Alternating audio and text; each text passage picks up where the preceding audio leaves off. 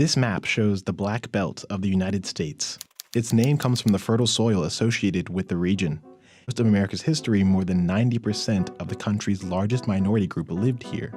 Nearly half of the African American population left this region to resettle in emerging northern and midwestern cities. It was one of the largest internal migrations in U.S. history. Let's go back to 1865. The Emancipation Proclamation ended slavery and started a new era for colored people in the states. Shortly after, the 13th, 14th, and 15th Amendments enfranchised people of color at large. For the first time, the majority of Black Americans controlled their own destinies.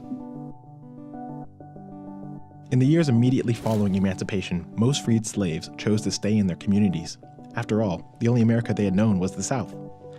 It was common for their descendants to work as sharecroppers on plantations. Sometimes their only payment was permission to live on the property.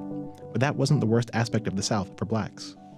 The Jim Crow caste system determined where you could eat, what platform you stood on when you were catching a train.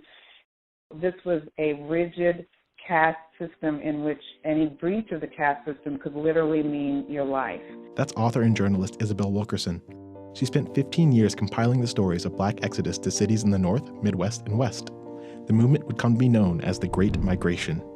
The Great Migration was really a seeking of political asylum within the borders of our own country. Many of them were fleeing for their lives. They were fleeing a caste system, a rigid caste system known as Jim Crow, in which everything that you could and could not do was based on what you looked like.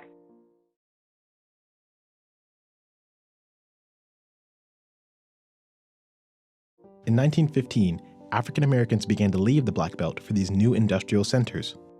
By 1929, 1.5 million African Americans had resettled in new northern metro areas. At the time, America's participation in World War I drove demand for manufacturing labor.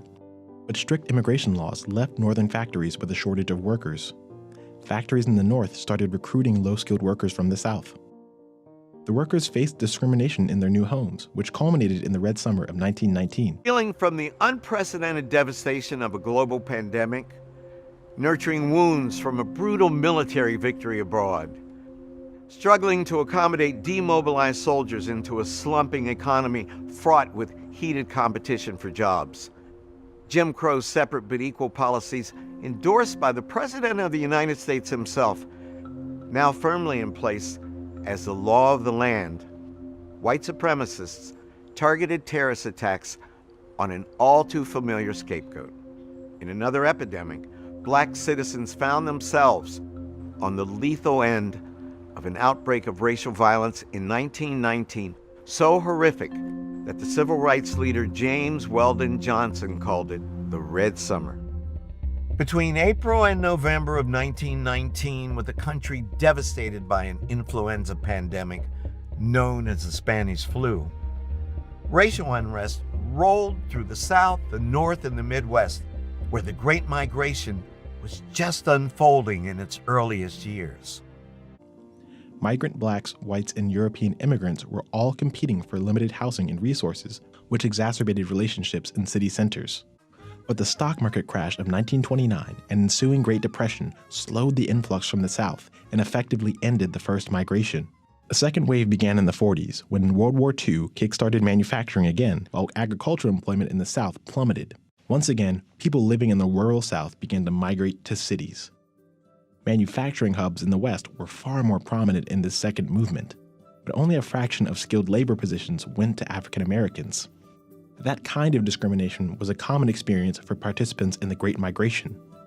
Throughout history, the segregated neighborhoods that Southern Blacks flocked to often became the ground centers of massive, racially motivated rioting. In most cases, the protesting began in response to perceived unfair treatment of the Black community.